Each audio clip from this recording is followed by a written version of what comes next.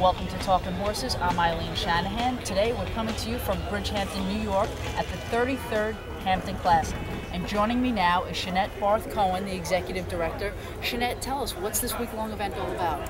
Well, it's all about horse riding. It's equestrian sports, it's show jumping, it's show hunters, and equitation, which is judged on the rider. So we have a little bit of everything. Yeah, it's a great week. It's very successful. Obviously, it's the 33rd year in a row you've been doing it.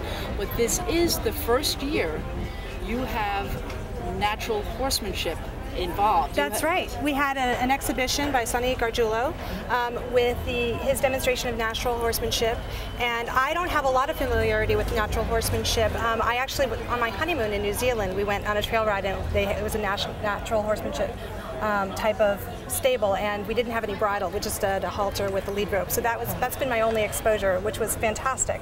But it was amazing to watch Sonny's exhibition today. Well, what made you bring it to the Classic? I think this is great, you know, because we're spreading the word around a little bit more, but what made you bring it to the Classic? Well, one of his clients, one of the people who has had a troublesome horse that was not behaving and responding the way that the traditional behavior training methods she was using were using, and so she had called him in and had worked wonders, and she has a connection to the show. Her husband's one of our photographers, so Gail Kangro was the client, so she called us up and said, you have to get him to come show everyone what fabulous things he does with his horses. What do you think the impression was with everybody? You know, it's funny, he was calling for the crowd, saying, come on, you know, trying to get everyone engaged, and I was standing there thinking, oh my God, the crowd's never been this engaged before, so he didn't realize that they were really enthralled. People were actually watching and quiet. I mean, they weren't maybe shouting back from the stands. We'll get them to do that maybe in future years, but they really were actually paying attention, which is a first step. In the past,